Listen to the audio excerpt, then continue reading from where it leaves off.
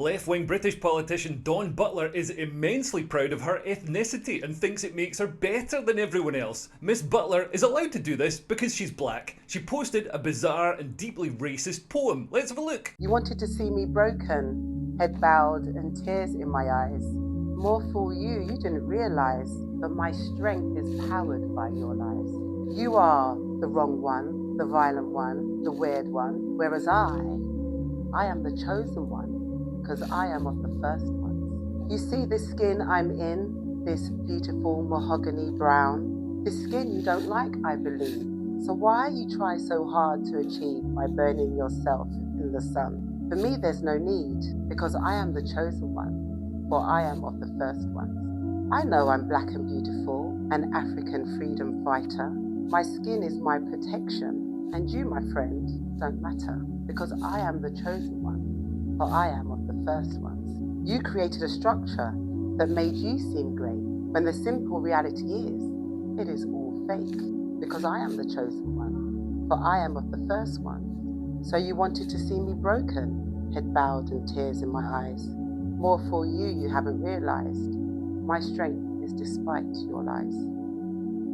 Yeah, Dawn Butler isn't exactly Martin Luther King, more like Martin Burger King. Dawn is a Labour Party Member of Parliament and former Shadow Minister for Women and Equalities. Some people have suggested that she's a diversity hire, but I personally am absolutely certain that she got selected based on her strong intellect, cordial personality, pleasant body odour and love for this country. Apparently, speaking to white people, she says, "You are the wrong one, the violent one, the weird one. Where was I? I am the chosen one, because I am of the first ones." I mean, it's slightly alarming that a Member of Parliament thinks whereas is where was, but illiteracy is hardly the greatest crime here. Dawn Butler is the sort of person who thinks Wakanda Forever is a documentary. She's saying that because humanity began in Africa, she's better than white people. I mean, it might have began in Africa, but if we're going to be pedantic about civilizational achievements to be proud of, British people invented the steam engine, antibiotics, vaccines, the telescope, the telegraph, the teleprinter, the telephone, the television, the Teletubbies, and African people, well, let's have a look at what Africans invented. Oh, they did actually invent some impressive stuff like the CAT scan. Let's have a look at the African guy who invented that. Alan McCormack, yeah, African. Well, the cyber tracker was also invented by an African. Here he is, Louis Liebenberg. Ah, Jesus, Dawn, this isn't looking good. Well, what about hanging cowpats on the wall? Surely that was invented by an African. Damn, that was also invented by a white guy, Bobby Sands in the IRA. Still, according to the BBC, the inventor of the telescope, Sir Isaac Newton, was a proud Nubian Hotep. Dawn goes on to say, "This beautiful mahogany brown, this skin you don't like, I believe. So why are you trying so hard to achieve by burning yourself with the sun? For me, there's no need, because I am the chosen one." I mean, I've got to be honest, when I'm sunbathing, I'm not lying there with my fingers crossed going, "Man, I hope this makes me look like Dawn Butler." Because if I wanted to look like Dawn Butler, I'd be eating the sun cream. No, when I sunbathe, I just want to look like me, but a bit healthier and slightly less like I've just been rescued from a cave where I had to drink my own urine to survive.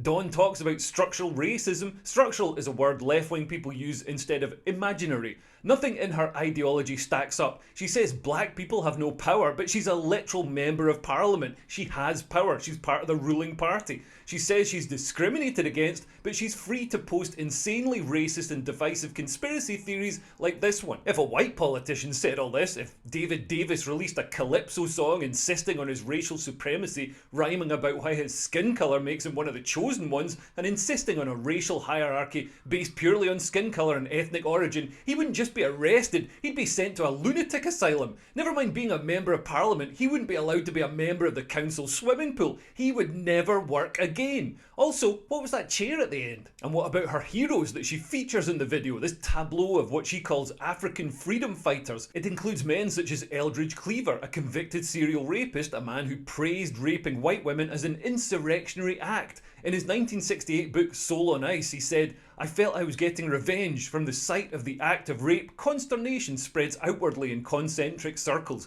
I wanted to send waves of consternation throughout the white race." Well, at least Dawn is only spreading consternation by making terrible poems. In her collage, there's also Nation of Islam leader Khalid Abdul Muhammad. Muhammad gave a speech in 1993 in which he referred to Jews as the bloodsuckers of blacks and called the Pope a no-good cracker. They also called for all white South Africans to be murdered after a 24-hour warning period.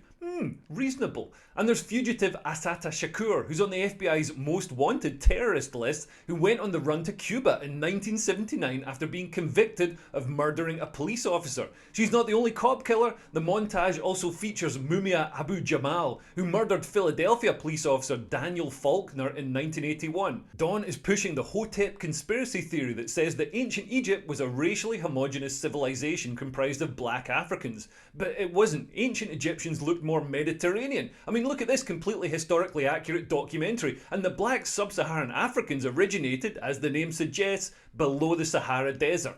But she raises some interesting points about race and identity and Britishness that should concern everyone. She doesn't seem to see herself as British, so maybe this is something that we should consider before importing millions more people. Even though she's born in the UK, she still identifies as African. In her political career, she is repeatedly called to decolonise Britain's national curriculum, and she also served as a member of the all-party parliamentary group of African Reparations. She's only in Parliament because enough people identify with her and vote for her. They don't seem bothered that she uses the language of genocide to describe her host nation. If we import millions more people who see this country in similar regard, and whose children might as well, what will that mean for the balance of power? When people like Dawn become not just a global majority, but a majority in this country, will the language of genocide become actual genocide? And global majority is an interesting term. Global majority as a term was popularised by Rosemary Campbell Stevens, a British-born black academic who believes that black people have demonstrated the best capacity for leadership of any group. Dawn says, as we reclaim the narrative, let us all remember the global majority are the first ones. I mean, the left admit that white people are a tiny and threatened minority in the world, and it's only white nations who are ordered to open their borders to be diversified and have their whiteness abolished. But with only 6% of the world's population being white, by their own dogma, which prioritises protecting and uplifting minorities, are people like Dawn unwittingly making a case that white people are a minority who need to be decolonised to be protected and their indigenous land to be made into reservations? This poem was for Black History Month, which keeps black history separate from white history. Far-right racists must be delighted that we've got mainstream members of parliament judging people based on the colour of their skin, saying that identity is based on ancestry rather than birthplace, and keeping black history separate.